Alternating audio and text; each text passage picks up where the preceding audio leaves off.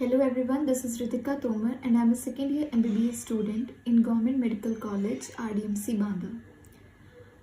आज का जो हमारा टॉपिक है वो है ब्लड सप्लाई ऑफ बोन्स। लेकिन ब्लड सप्लाई ऑफ बोन्स पढ़ने से पहले हमें पार्ट्स पढ़ने पड़ते हैं बोन के।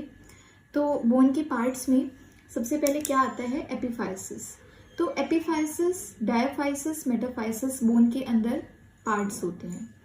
जैसे ये हमारी एक बोन है तो ये इसका डायाफाइसिस वाला पार्ट होता है जो शाफ्ट होती है।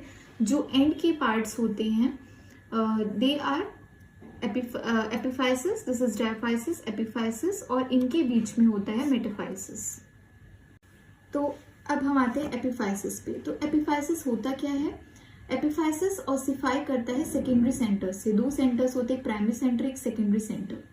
प्राइमरी सेंटर से डायाफाइसिस ऑसिफाई करता है and epiphysis ossify from secondary centres.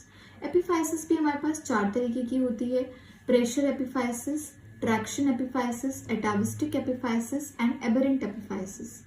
तो प्रेशर एपिफाइसिस क्या होता है? ये वो एपिफाइसिस होता है जो कि आर्टिकुलर होता है, यानी कि जहां पर आर्टिकुलर सरफेस प्रेजेंट होती है और वो दूसरी बोन से कहीं पर आर्टिकुलेट करता है। तो आर्टिकुलेट करेगा तो वेट ट्रांसमिशन करता है, मतलब एक बोन से दूसरी बोन पे वेट ट्रांसमिट होता है इस एपिफाइसिस से। इसका एग्जांपल क्या है? Head of femur, lower end of radius, ये हो जाएगा।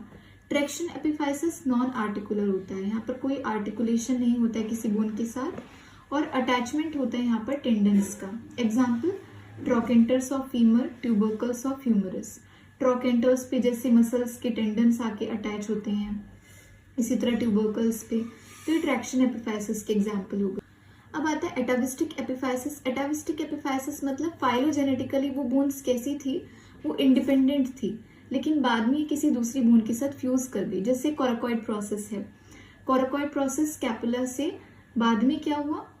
फ्यूज कर गया। और एक होता है एबरेंट एपिफाइसिस। फिर हम देखते हैं डायाफाइसिस। तो डायाफाइसिस प्राइमरी सेंटर से ऑसिफाई करता है और ये शाफ्ट वाला पार्ट होता है बोन का। फिर आता है मेटाफाइसिस। मेटाफाइसिस क्या होता है? ये एपिफाइसिस और डायाफाइसिस के बीच में एक नैरो रीजन होता है, उसको हम मेटाफाइसिस बोलते हैं। और मेटाफाइसिस ग्रोथ वाला रीजन होता है, यहाँ पर ग्रोथ ऑफ बोन होती है। Bone growth occurs here, prone to infection in childhood and osteomyelitis. अब यहाँ पर क्या होता है? मेटाफाइसिस में एंड आर्टरीज प्रेजेंट होती हैं। एंड आर्टरीज जो होती हैं वो हेयर पिन बेंड्स की फॉर्म में होती है। जैसे इस डायग्राम में हमें दिखाई पड़ रहा है कि यहाँ पर ये हमारा this is epiphysis, this is diaphysis and this one is metaphysis. अब मेटाफाइसिस में यहाँ पर एंड आर्टरीज आ रही हैं एंड ये end arteries hairpin bends की फॉर्म में है। तो ये जो पार्ट होता है ये इन्फेक्शन प्रोन एरिया होता है बहुत ज़्यादा। बचपन में जैसे कोई इन्फेक्शन आता है तो वो इसमें ट्रैप हो जाता है। एंड ऑस्टियोमाइलाइटिस भी होता है यहाँ पर मेटाफाइसिस में। Richly supplied with blood through and arteries. तो वही कि यहाँ पर बहुत रिच ब्लड सप्लाई होती है एंड आर्टरीज की वजह से। और फिर यहाँ पर प्रेजेंट होती है एक एपिफिजियल प्लेट ऑफ कार्टिलेज, जो कि इस एरिया में एपिफाइसिस और डायाफाइसिस के बीच में प्रेजेंट होती है। तो ब्लड सप्लाई ऑफ बोन्स हम यहाँ से देखते हैं कि यहाँ पर एपिफाइसिस है, एपिफाइसिस में एपिफिजियल आर्टरीज प्रेजेंट होंगी। मेटाफाइसिस है तो यहाँ पर एंड आर्टरीज प्रेजेंट होंगी। End arteries hairpin bends की फॉर्म में होंगी। और इधर क्या होता है कि एक न्यूट्रिएंट आर्टरी आती है न्यूट्रिएंट फोरामेन से, एंड ये कॉर्टेक्स वाला पार्ट है। इसमें पहले न्यूट्रिएंट आर्टरी आई, देन ये ऑब्लिक हो गई कॉर्टेक्स के अंदर, और फिर ये आने के बाद एक असेंडिंग और डिसेंडिंग ब्रांच में डिवाइड हो गई, और फिर ये डायाफाइसिस एंड मेटाफाइसिस को सप्लाई करी। मेटाफिजियल एंड आर्टरीज बना दी इसने, हेयर पिन बेंड्स आ गए इसमें। फिर यहाँ पर क्या हो रहा है? जब ग्रोथ हो जाती है, एपिफाइसिस का फ्यूजन होने लगता है, तो एपिफिजियल फ्यूजन के टाइम पर एपिफाइसिस की जो आर्टरीज होती हैं एंड मेटाफाइसिस की जो आर्टरीज होती है, एपिफिजियल एंड मेटाफिजियल आर्टरीज एनास्टोमोस करने लगती है, यानी कि एक नेटवर्क टाइप बनाने लगती हैं। तो अब आ जाते हैं blood supply of long bone में। तो blood supply of long bone में हमने अभी न्यूट्रिएंट आर्टरी देखी। तो न्यूट्रिएंट आर्टरी कैसे आ रही थी? न्यूट्रिएंट फोरामेन के थ्रू एंटर करती है, देन ये ऑब्लिक हो जाती है कॉर्टेक्स में, और फिर ये असेंडिंग और डिसेंडिंग ब्रांचेस में डिवाइड करके सप्लाई किसको करेगी? मेडुलरी कैविटी को सप्लाई करती है।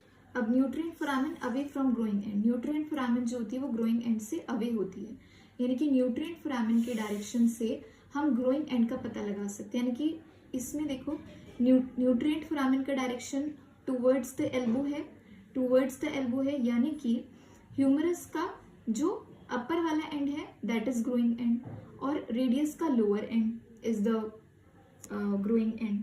तो इससे हम पता लगा सकते हैं। ऐसे ही फीमर का लोअर वाला एंड जो है वो ग्रोइंग एंड होगा, और टीबिया का अपर वाला and is the growing and. फिर आ जाते हैं पेरियोस्टल आर्टरीज पे। पेरियोस्टल आर्टरीज बहुत ही न्यूमरसली प्रेजेंट होती हैं, और कहाँ पर होती है, जो जहाँ पर मसल्स आके अटैच होंगी, लिगामेंट्स आके अटैच होंगी, उनके नीचे प्रेजेंट होती है पेरियोस्टल आर्टरीज, एंड ये सप्लाई करती हैं आउटर 1/3 ऑफ कॉर्टेक्स को। फिर वही एपिफिजियल आर्टरीज आएंगी जो एपिफाइसिस में प्रेजेंट होंगी, और मेटाफिजियल आर्टरीज आएंगी जो मेटाफाइसिस में प्रेजेंट होंगी। और एपिफाइसिस का फ्यूजन होने के बाद क्या होता है, ये एपिफिजियल और मेटाफिजियल आर्टरीज जो होती हैं ये आपस में एनास्टोमोसिस कर जाती हैं, यानी एक नेटवर्क बना लेती है, जो हमने भी पीछे पढ़ा।